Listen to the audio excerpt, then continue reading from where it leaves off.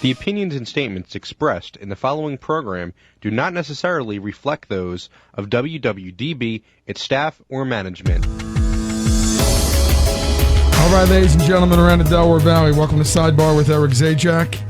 On a overcast Monday afternoon, we still have a fantastic show.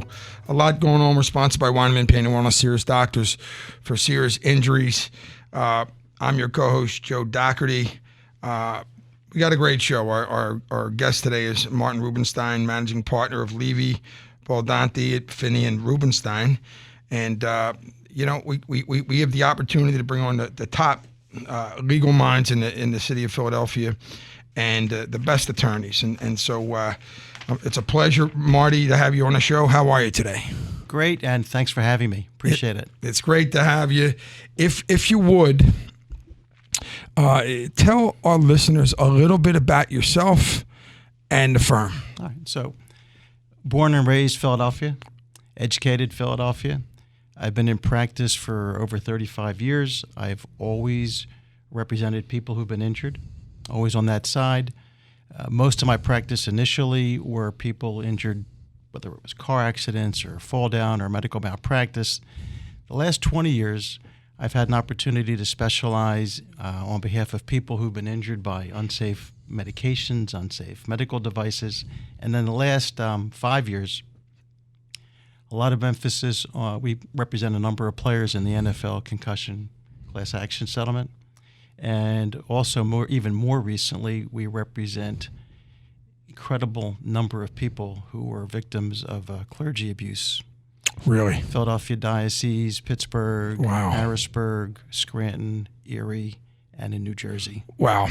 I mean, that's become a very yeah. No, it's front page news, and it's been so. And I'm a Catholic and went to Catholic school. And when the Pope came to town, and let's be just frank about this, it's not like it's a secret, right? When the Pope came to town, my wife and I went down to Center City, and I don't know, you could be from another planet, and it was and saw what that was. An unbelievable spectacle. The job that the workers in the city of Philadelphia did, it was amazing. Okay, but it was incredibly safe. It was like a city within a city.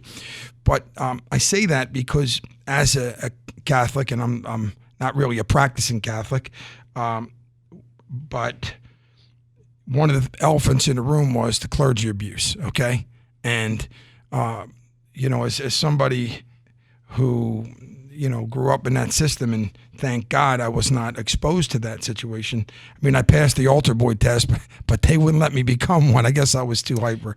But the point is, there were so many people injured by that, and that the disgrace that and the cover-ups and all those things.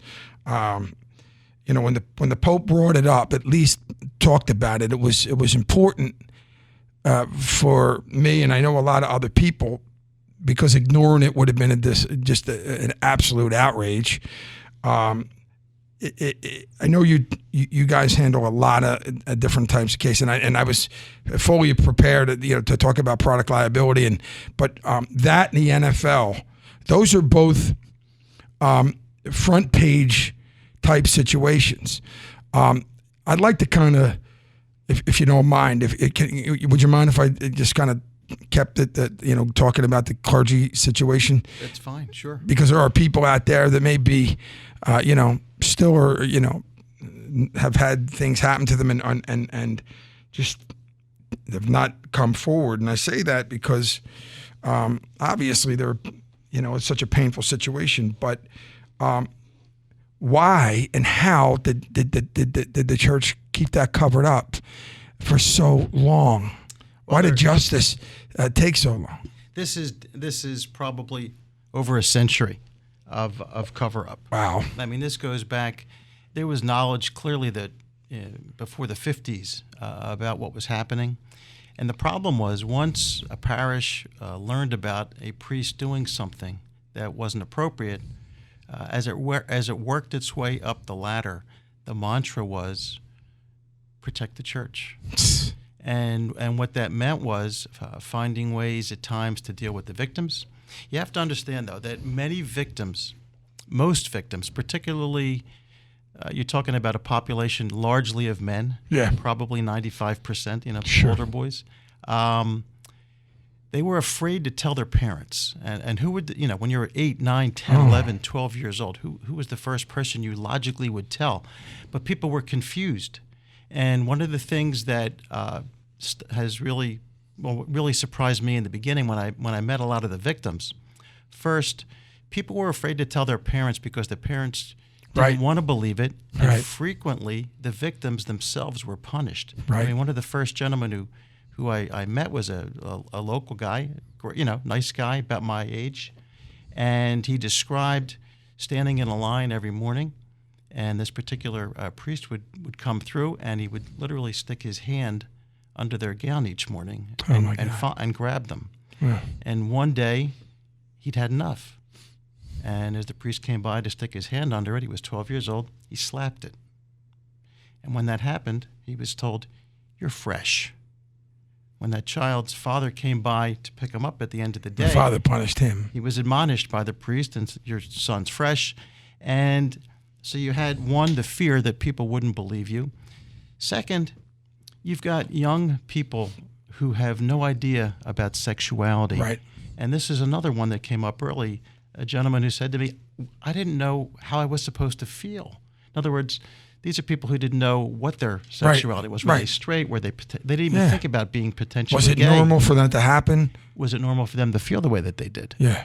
So you had that dynamic, and of course the power of the institution. Sure. So some of the people now look, in 2004 there was people probably very familiar with the movie Spotlight, that story up in Boston with the Boston Globe, and that kind of led the way for more to come out, more people to come out.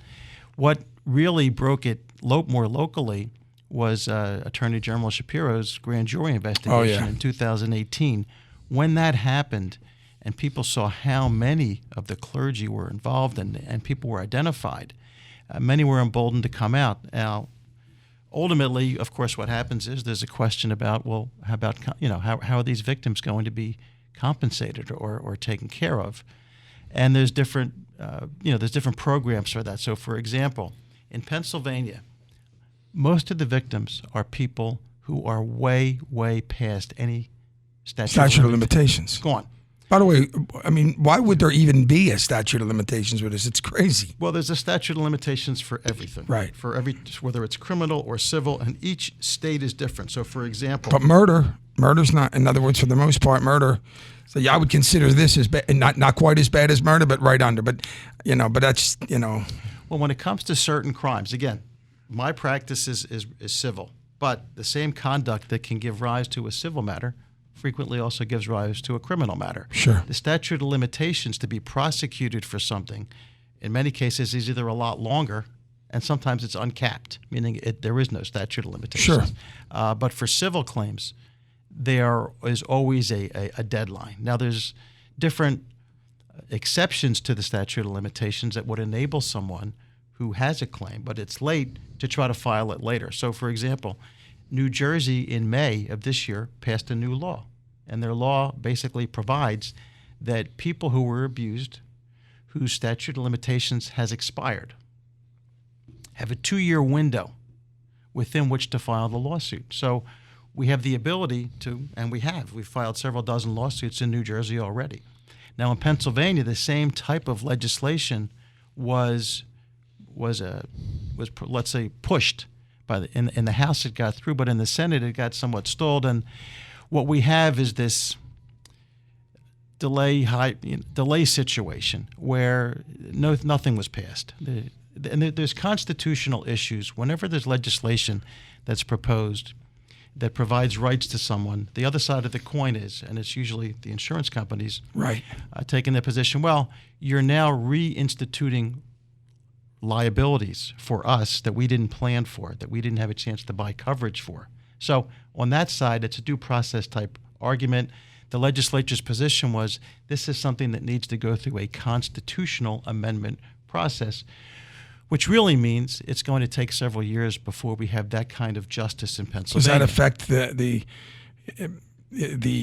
what they're trying to accomplish? Like, in other words, the statute of limitations, while they're actually, that's incredible, yeah. Right now, these cases are barred. So what happens is, once the grand jury report came out, the Archdiocese implemented a program to try to compensate the victims. It's called the IRRP. And basically what it means is that the Archdiocese funds a certain amount of money to a professional mediator, Ken Feinberg and Associates, and Feinberg is regarded nationally as one of the top mediators in the whole country. He's handled mass torts that I've been involved in, involving pharmaceutical companies and so on. So they're given a certain amount of money to try and settle claims of victims who don't have the right to go to court right now. So the amount of money that would be offered to various victims is not the same type of compensation that one would receive if they were in a state where you could file a lawsuit, Right. like we have in New Jersey. It's amazing. I this, by the way, we're likely not going to go to break today because you have so many interesting things to talk about. I mean, what is it like? You get the chance to cross-examine some of these individuals. I know it's civil, so that's what I mean. It's not exactly a criminal case, and it's after the fact. But well, here's the worst part. Many of the clergy who actually committed this are deceased. Or they're in a nursing home somewhere. Yeah. So are there any? But we do have several, more than several, who are alive. Some of them are still active in the ministry. And there's a procedure inside the Archdiocese itself to investigate that, and then the expression they use is to put them on the bench if their own internal investigation confirms what we're alleging through our clients. Certainly, it must be a difficult situation when you're sitting down with somebody to see the struggle, and it's been a just as a Catholic, and just we can there's so long you can go on about this, and we're not going to stay on it much longer because I do want to say I appreciate what you do, and in seeking at least some sort of justice for these individuals whose lives have been absolutely devastated at the hands of not only a particular priest or whatever, but just an entire organization or initiative. An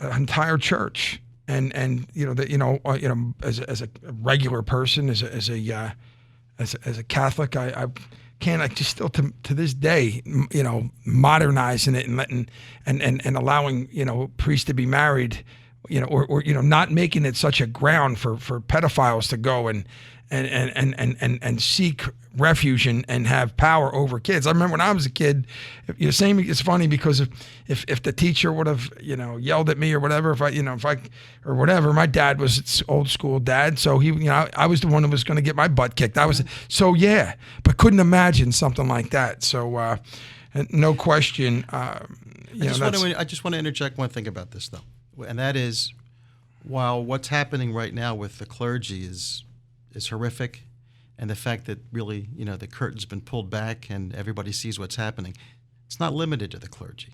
Far from it. We're seeing everyday institutions who allowed adults to be exposed to children. Well, there's a grand jury investigation right now involving the Jehovah's Witnesses. Yeah.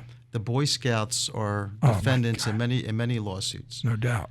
We've seen what happened at Glen Mills. Yeah. With adjudicated violence. Juvenile delinquents who were there. That doesn't mean that they're fresh bait for these people to abuse them. Oh yeah.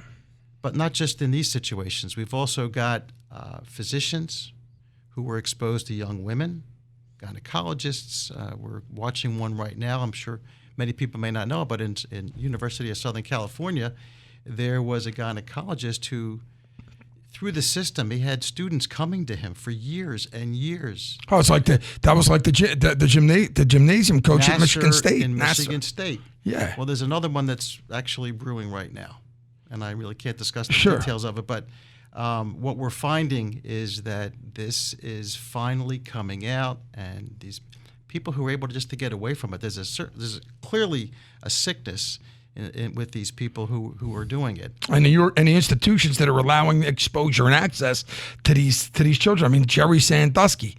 I've done several shows, believe it or not, on this, and I'd like to bring in Eric Zajac into the broadcast, the host of our show. Eric, how are you, sir? I'm doing just great. Hey, Eric. So Marty. So Eric, we're in the middle of an absolutely fascinating conversation. For our listeners, you're listening to Sidebar with Eric Zajac, legal news you can use.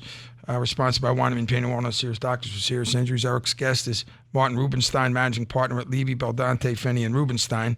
And this conversation, Eric, you were right when you said we had a fascinating guest today.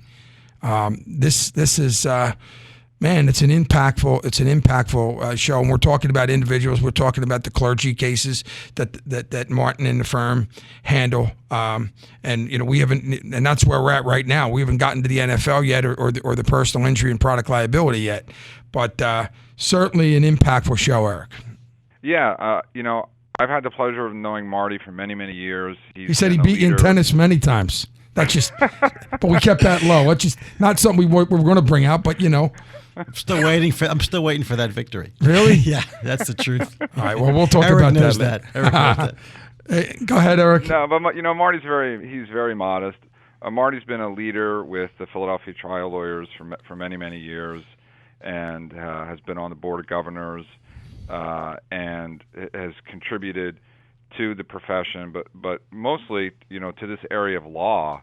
He's made incredible contributions, he and his firm, and we have so many things that we can talk about with Marty. You're right. You talk about he's involved in the NFL concussion cases, incredible, the sexual and the clergy abuse cases, because we read about these cases in the news and we see them on TV.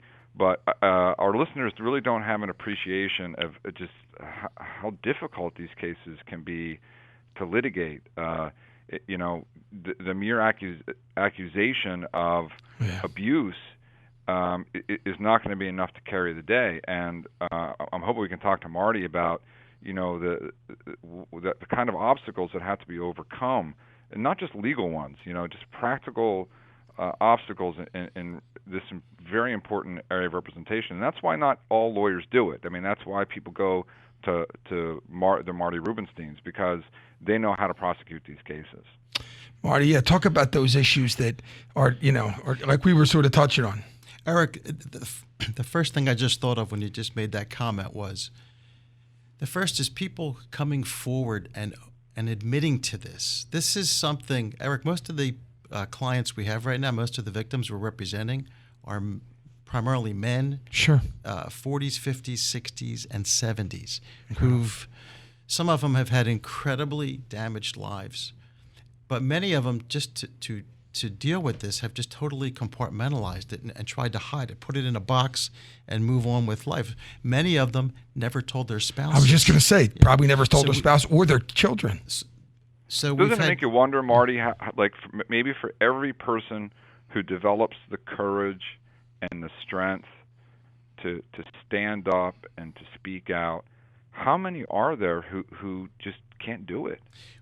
Many, unfortunately. I mean, some of the people who we've spoken to or who we represent right now, there was one in particular from a different city, and I want to identify it, but in Pennsylvania, where it took me several months for him to even identify himself and give me background information. And the reason he didn't want to do it was he's a sports celebrity. And he did not want to, I'll use the term, I'll say come out. That. So, now maybe that's a little more of a unique situation, but for many people, they've tried to kind of bury this and just move on with life. That's the first hurdle. The second hurdle is, everybody, of course, thinks this. These are witnessless crimes. All right, it's generally, in the clergy situation, it's certainly clergy with some youngster, 8, 9, 10, 11. And people will say, "Well, how do you know it really happened?" That's usually the question I get asked. It's hard enough to get people who admit who it happened to say something, let alone somebody who wants to jump out there and who it didn't happen to. I'm sure you got your occasional, once in a lifetime raving lunatic that wants. But the reality is, my God, it's the same story each time. It's crazy, and I didn't expect this when I first got involved. Oh, really? Generally, the youngsters who were targeted were youngsters who were in families that were very compromised, often divorce, just situations where the clergy realized this is a child who needed help. Right, vulnerable. Exactly. And that child would be, would be groomed so that when things started to happen, sit on my lap, or a hand down his pants or something like that, oh my God, it wouldn't have, you'd say to yourself, there's no way he would try to hurt me. There's no way he would try to take advantage of me. And that's how it would start. And then in many cases, it progressed to different types of sexual conduct that you can only imagine in your worst nightmares. How many of these go to court? Very, very, very, very few. The main right, but the work, okay, the work that Marty has to do to put the case into position, to bring a resolution. People shouldn't get the idea that they're going to make a claim and it's going to settle quickly for a lot of money. It doesn't work like that, does it, Marty? No, it's not quite that easy. And the main reason, certainly in Pennsylvania, is statute of limitations. I would say 95% of our clients have claims that are barred by the statute of limitations right now. Now wow. So how does that work? So in a typical injury case, right, it's 2 years from the date of whatever the act is, whatever the malpractice is. You have 2 years to bring suit. But of course, if you are under the age of 18, you are a minor, you get extra time. You basically get until your 20th birthday. But like you said, Marty, these are people who are now in their 40s, 50s, 60s. So these events occurred decades and decades ago, and well after they turned 20 years old. So how does the law treat those cases? So first, as it relates to victims of sexual abuse as a minor, the statute of limitations is now age 30.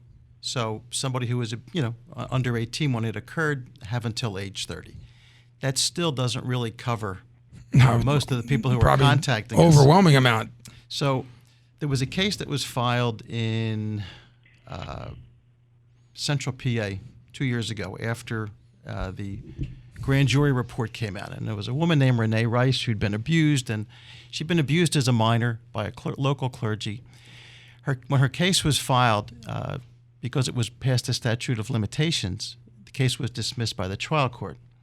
But then it went to the Superior Court, and the Superior Court reversed that decision and ruled that because Renee Rice wasn't aware of the diocese's role in covering this up, right, that was deemed fraudulent concealment. Fraudulent concealment will toll or delay or stop the running of the statute of limitations. And we rarely see that in our cases. But in this situation, that enabled the appellate court to reverse it, reinstate her case. Now, around the state, pockets of other cases are being filed, and we're in touch with other attorneys who were filing them. And how many cases and how many stories have you saw on TV where the Catholic Church just sent the priest to another diocese or to some rehab, some bogus rehab? What Eric, what has always confused me about that, and I said I'm a Catholic that who's disenchanted because of a lot of this, so if it was regular, if it wasn't a priest with an institution behind it, somebody'd be facing 35 years. It wouldn't. I mean, so what you're saying, with the cover up, got to apply to a lot of people. Because I'm going to take a shot and say that if an individual was abusing one child, clearly he was abusing many child. Like you said, they had their strategies and how they would go after kids in similar ways. So the cover up of that was rampant. I mean, literally rampant. So, right, and Marty, and this was during a time frame where there was no digital record of things. Like, today you can go into somebody's computer, and prosecutors do this all the time. And in civil cases, sometimes we can get a subpoena to examine somebody's hard drive. But we're going back to the 50s, the 60s, the 70s. Those records, they didn't exist, and I can't imagine that these kinds of things were put to writing, or maybe they were. So, how do you go about proving a cover-up of this nature? So, one, around the country, there is a very strong bar association right now, National Crime Victims Bar, where attorneys like Eric and I collaborate and share information. There's been other attorneys who have been collecting this data and making it available online for firms like mine, and we can see that there are clergy out there who've been identified in other claims. I mean, this has really been followed for the past 20 years, pretty carefully. Wow. So there is some digital knowledge. Now, do we have everything? No. I mean, the diocese, we talk about, Eric and I talk about records that go back digitally for 15, 20, 25 years. Diocese goes back centuries. Yes, I'm saying that's very recent. They keep everything. Okay. They keep everything. I mean, we don't get to see that until we litigate it. Interesting question, I think. You talked about, one of the things, Eric, that we were talking about is that obviously the defendants in many of these cases are insurance companies, that are part of the defense. In other words, you're dealing with the recovery. But the Catholic Church is so wealthy that even if the insurance company can't cover it, and it was under, I'm sure there's got to be some sort of, you got churches, liquidating on a regular basis. The Catholic Church, you talk about cover-ups. Don't they have any money if the insurance companies, how's that work? So here's how it works. First, some of this liability is insured, but much of it is not. But the diocese owns billions and billions of dollars worth of real estate. So here's what has happened around the country. Happened in Delaware. It's happening in New Mexico right now. And it's also happening in Buffalo. When there's the ability to litigate against certain dioceses, if there's a concern that they're being overwhelmed by it, they'll file for bankruptcy. Now, people hear bankruptcy and they get scared. Oh, my God, there's going to be nothing left.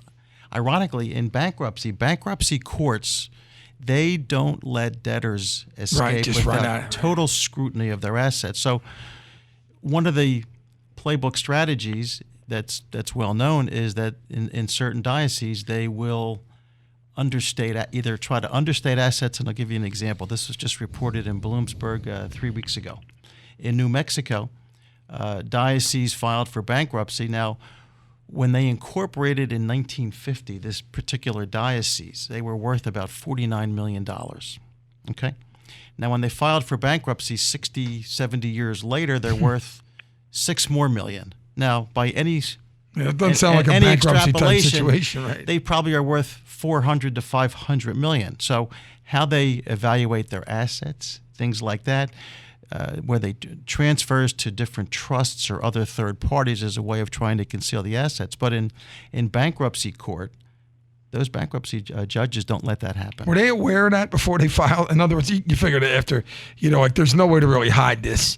But when the bankruptcy judge traces that and they have everything documented, is there a way in other words, is there a way to get awards? Absolutely. Okay. So in Delaware, they had a window that allowed lawsuits to be filed in 2007.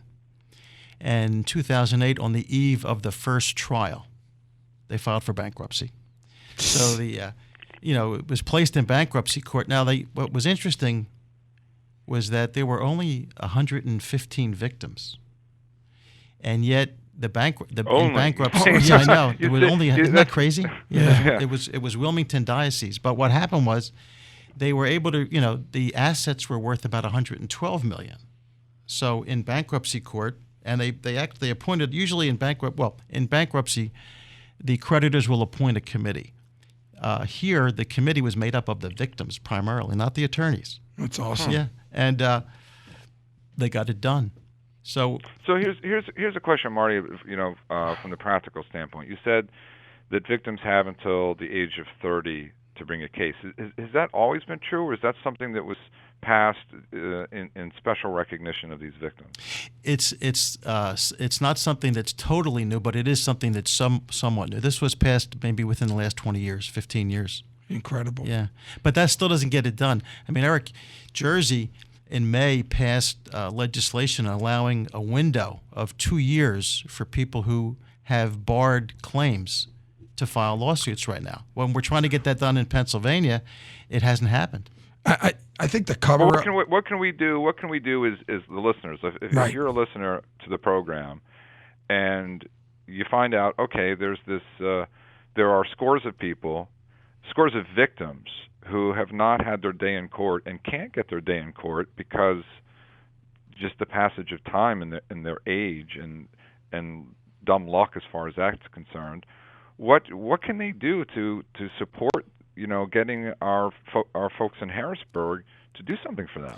Well, we had a great bill in the House that got through. It was bipartisan, and it was overwhelmingly approved in the Senate, which is Republican controlled and largely dominated by those interests, including insurance company interests. They put a wrench in it to slow it up. That's incredible. Had it gotten to the governor's office, it certainly would have been passed. We'd have the same thing as in New Jersey.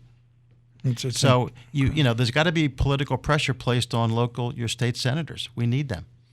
Yeah. So the listeners can they can just go to the Pennsylvania legislature website, find out who their senator is if they don't know already, and just shoot off a quick email saying, hey, I support allowing the victims of clergy abuse and sexual abuse to get their day in court. Exactly. Right? That would be perfect. That's well said.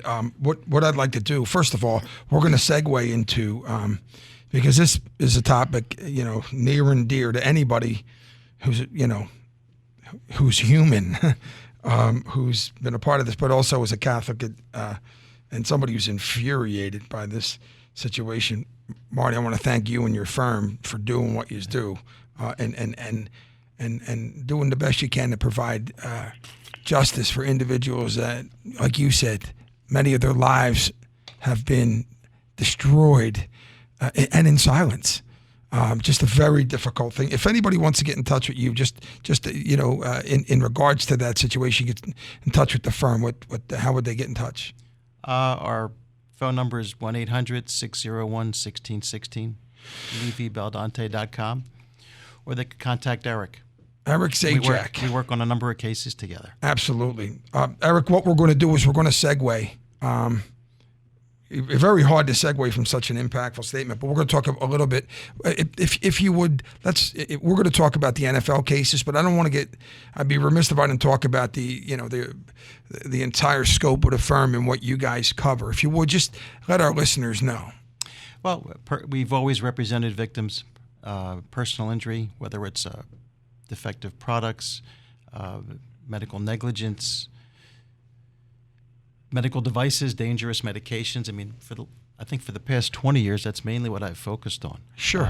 There's been many products that have been recalled, even drugs that have not been recalled, where patients, for example, one of the more recent ones is a diabetes drug that's called Actos, really? Where patients were diagnosed with bladder cancer. What was kind of startling about it is it's manufactured by a Japanese company, Takeda, but they was co-marketed in the United States with American manufacturer, and in Europe, in their own studies, they noted that the incidence of bladder cancer in patients using Actos was was almost twice as high as it was in the United as it was for other medications.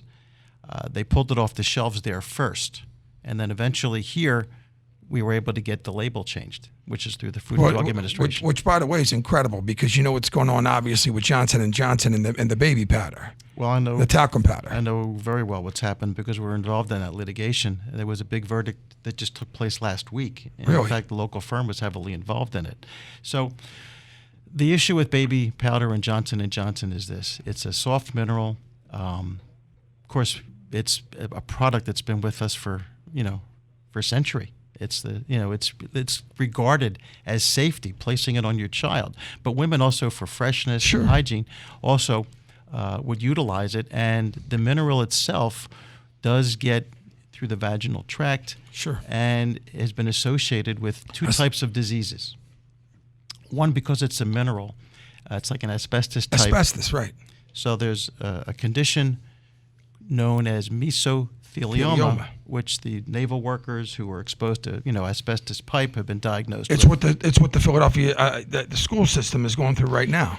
Exactly, and it's closing schools, and it's a major problem. Done many shows on it. Well, because these. So Marty, just so we understand, just like how dreadful mesothelioma is. There's asbestosis. There's getting asbestos in your lungs, but when you get asbestos elsewhere inside your body, where it doesn't belong, it's toxic, and that's the difference between mesothelioma and asbestosis, right? Mesothelioma is, as bad as asbestos is, mesothelioma is many, many, many times worse. It's not even close. Mesothelioma, unfortunately, is frequently a death sentence. Yeah. Asbestosis can be a finding on a chest X-ray of your lung. It doesn't necessarily lead to a condition like mesothelioma. And so, having said that, when we talk about the talcum powder cases, what I think is really amazing is you had somebody change the label on the bottle. I've said on air about 1,000 times, Johnson & Johnson's so big they don't even change the label on the box on the powder on the bottle. I mean, that's how and there's thousands of cases out there like that. Well, there's two things. One, as far as Johnson & Johnson's concerned, it's a safe product, and they vigorously dispute the science. But the other aspect of this that's very dangerous is, particularly for women, is it's been associated with ovarian cancer. Sure. And that issue is literally being fought right now in the courts, and we're awaiting a major decision in federal court, Judge Wolfson in New Jersey, on whether the science supporting the argument that talc causes ovarian cancer is something that can be placed in front of a jury. That issue is holding up about 7,000 cases right now. And if the judge rules favorably to the victims, we'll be able to advance those cases. But if she does not rule that it can cause it, then all those cases will be dismissed.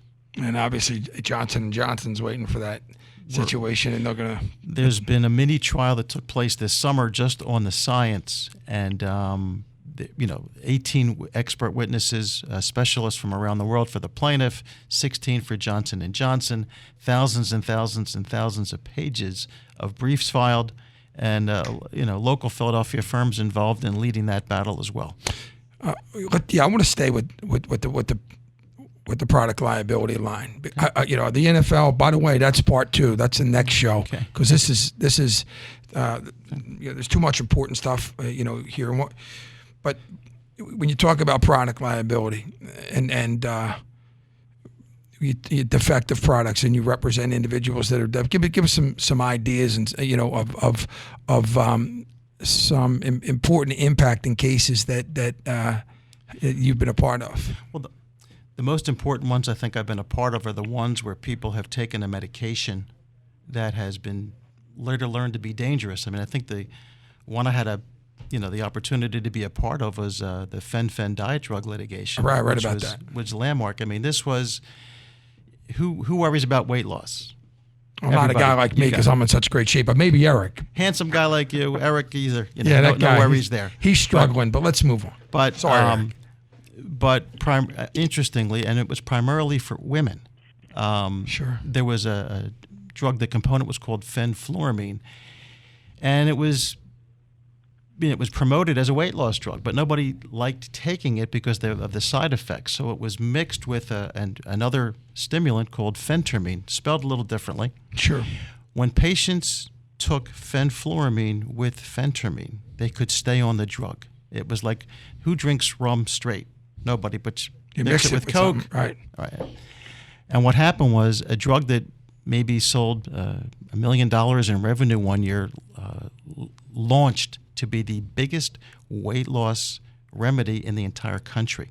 I mean, hundreds of thousands of people were using it. The problem was, once people were using it, two things came to light that were disturbing and unknown. One was a very rare lung disease called primary pulmonary hypertension, where the only remedy for this was a heart and lung transplant. Oh my God! And Wow. the case that broke it was a young woman getting ready for her wedding, who'd been on this drug, and she's diagnosed with it, Right. and horrendous. And then, but more people. So this happened fairly quick. In other words, It was a fairly quick response to Wow. it. And the reason that it was so easily associated with the fen-phen diet drug was the primary means you've ruled out all other causes of pulmonary hypertension. This was it, and it was studied. The more prevalent condition is a heart valve issue. We have an aortic valve, we have a mitral valve. Sure. And what happened? Think of a balloon filling with water. sure. Patients who were on fen-phen had this balloon fill up with water so that their heart valves couldn't pump properly, and it was called regurgitation. And they'd need to have aortic or mitral valve surgery to have them replaced. Major surgery. Well, let me jump on how major surgery that is. My best friend just had it a couple years ago on St. Patrick's Day. Okay, and he literally he had a heart issue. He had an echo, and just a regular heart. Next thing you know, he's in there. When they, if I'm not incorrect, and this may sound like one of the most bizarre things ever, but when you have an aortic heart transplant, they have to drain your body of the blood that's in it, literally, and almost freeze your body. That's such a serious surgery that it's not a heart transplant, but that is absolutely epic major surgery. It's major. Many patients were able to be assisted with a repair, but many patients also did need heart valve replacements. Unbelievable. So that was a huge one. I mean, this not simply because the case resolved in the billions of dollars, but the people who were injured by this really needed assistance. And also we brought to light, I think it was really one of the first cases that really launched medical product liability. Subsequent to that, there's been exposed of many other medications that are unsafe. Yes, one of the, and Eric, I know you're really familiar with this area of the law, but an individual who lost his leg, who I actually introduced to Eric. He had a situation, but I called him up after seeing a commercial on TV. I think there's some kind of diabetes. Invokana? Invokana. Yeah. Now the guy wasn't taking that, but I saw it, and he lost his leg in another way. But other people, there are drugs out there that have side effects that are so serious that, literally speaking, it's unbelievably dangerous stuff. Well, here's what happens. There's a successful medication. The other pharmaceutical companies who aren't in on it, they want in. So they rush to market with their own version of it. Now, sometimes they're in their haste to get there, to get a competing market share, they don't do the same testing. Sometimes in trying to come up with something that's competitive, it may be more toxic to get the same effect on the patient. And then later, everything hits the fan. So you end up so they have these different. They have different formulas, right, for the medication. They can't use the same formula because it's intellectual property, right? So they have to use a different formula, but supposedly with the same therapeutic effect. And it sounds to me like what happens is there's inadequate testing to get it, rush it to market, get a piece of that market share, but there are these side effects that are unintended, obviously, but they're devastating. And people end up getting more harm than they get helped. It's exactly what happens. And your point about doing what they do to make it just as efficacious or effective, in order to do that, sometimes it simply has to be more toxic in order to reach that level. I mean, there was a drug that was made by Bayer years ago for an anti-cholesterol drug. Bayer wasn't in on the market. They wanted in. So they came up with a drug called Baycol, and they were able to get a lot of inroads they got it to the military and it was actually a cheaper drug.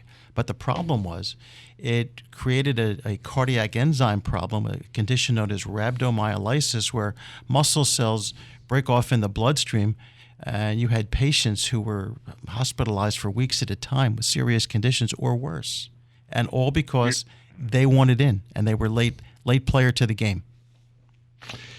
When somebody comes to you with issues, because how do they actually find out? For example, I see the commercials on TV and they're really helpful. I mean, I never heard of Invokana, but I called this guy up who I barely knew, and I knew we lost, and he wasn't taking it. But my point is, how do individuals? It seems like something that happens more than people like to think it does. Well, it happens a lot. Many patients have reactions to certain medications, but if there's just for 10 seconds on Sure, this. please. So when a company wants to bring a medication to the market, they have to go through the Food and Drug Administration approval process. It involves studies and years of testing. Once they get through it, they negotiate with the Food and Drug Administration about the label. Well, what do we have to warn about? Remember, the more that you have to warn somebody about a problem, maybe the less attractive it is for physicians to want to prescribe. So it's a negotiation process, but it's based upon the studies that are done. If there's and there's many medications, every medication has side effects. Sure. So when a medication's approved by the Food and Drug Administration, if the problem, like your friend has, is something that's known, a known risk of that product. Right. Oh, yeah. Then there's really we cannot sue the manufacturer. I mean, that's a funny, Eric, thinking about those commercials. We sit there and right now on TV, it's amazing. You have two types of commercials. You watch the ball games, right? Okay. What are they? They're the insurance companies. You got Flo and all those, the Good Hands and all that stuff, right? Okay. And then you got these drugs for the, and then you got your food commercials. And then you have these autoimmune drugs. It's not to be paranoid, but I don't think it's amazing. You got three culprits that work well together, and so but I amazingly you watch it and then they talk about the disclaimer at the end. There's about there's about 80. The potential for the things that could happen to you are actually worse than the things that you have, before you take it. There's no question. And keep in mind, there's certain drugs that are out there where even though it has risks, the doctors still believe it's a very strong drug to use, very effective drug to use. So they'll know when it comes to prescription medications, the prescribing doctor has to make an informed decision. What's in the best interest of my patient? Now, if it's a serious condition and this drug is the best at it, but there's a relatively minor side effect that there's a low incidence of, I'm still going to prescribe it. Now that's fine as long as the physician knows the risks and benefits, which they usually do. But there are occasions when they don't have the up-to-date literature on some of the risks of these drugs. How do you vet a case? And I say that to both of you. When you have an individual that comes in, and as a member of the general public, some things seem obvious that everybody wants to be their own lawyer. Everybody wants to diagnose themselves as their own doctor, but these situations are sometimes pretty complicated. When somebody comes in, or a family member, if there was a death caused, how do you vet cases to know if they are a case? Because by the way, if I'm not incorrect, you're not charging out of pocket costs. So in other words, it's free to come in and get a consultation and ask about these situations. So what is the vetting process where you have two families, both with individuals that may have been, either have somebody who've lost a limb or needed a heart-lung transplant or even a death, and one has a case and the other one doesn't, but when you're going to sit down and do it, how do you go through both of you, the process of determining whether something's a case? Right, Joe. I'm going to let Marty speak to this from the pharmaceutical liability perspective, because I think that vetting process is unique to the lawyers who handle those cases. And Joe, you mentioned the commercials on TV that we see about certain types of medication and the side effects. And there's a reason why only certain firms handle those cases, and those reasons are really good, and how those cases are vetted and put together. So I'm going to let Marty explain that. So, and we get these calls every day. Sure. When somebody calls in, I just took this, my father took this drug, didn't know about these problems, and he died several months later, and the doctor never told us about these risks. The first thing we do once we learn about a particular drug in that conversation, we have medical staff.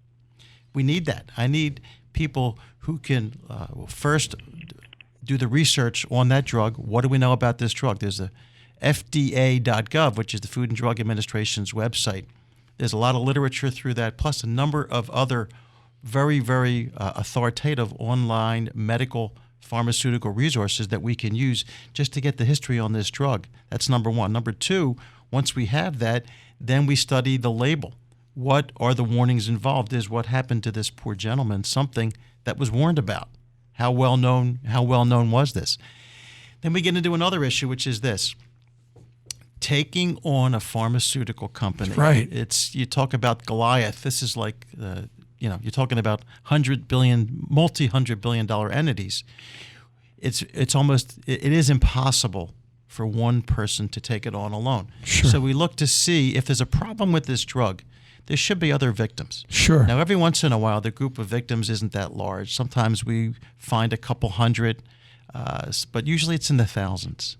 And with that, law firms around the country combine. You do mass tort, right? Exactly. And then economically, we have the ability to take on a Johnson & Johnson, and that's how it works. But we first have to go through that first phase. Right, and I think listeners need to understand and appreciate, today we take liability against the tobacco manufacturers as kind of a given, that they knew nicotine was addictive, that they did things to make the nicotine more potent. They denied for many, many years what nicotine does. They denied the association between smoking and lung cancer and other forms of cancer, throat cancer, tongue cancer, and the list goes on and on. There were many attorneys and many law firms that went bankrupt trying to prove those cases. There was such a wall that was built that lawyers and law firms took decades to chip through it and finally break through to find the truth on the other side. And that's why it's really important, if you have something like a pharmaceutical case, you got to trust the Marty Rubensteins of the world, because this is what they do. And that to me, and that really, that strikes a chord, because you're willing to stand up against the, it's David versus Goliath, no question about it. And Eric, you and I have had many conversations about having the resources and the relationships and the experience to be able to represent somebody in this situation. There are plenty of good little firms out there that can handle some good cases, and represent their clients. But even they are contact firms like yourself, Marty, to handle cases where you're fighting a Goliath. And that must be like a daunting task. Thinking you're up against $1 trillion company almost when you're talking about some of these pharmaceutical companies. But individuals like yourself, it must be amazing to go in and you see the side. They have 10 attorneys and it's you and your partners, and you got them. The but is that there are situations where the corporate greed that led to that product getting to market. Oh yeah. And you have that kind of evidence behind you. And even though you're walking into what might see a very daunting challenge, it's still something that we welcome. Eric and I rarely get opportunities. I mean, many of the cases we see are basic negligence. Sure. Okay? Carelessness. Sure. There's a huge difference between carelessness and greed. Greed. Which is intentional, and fraud. I mean, you get the mesh cases and all those things that, and the victims.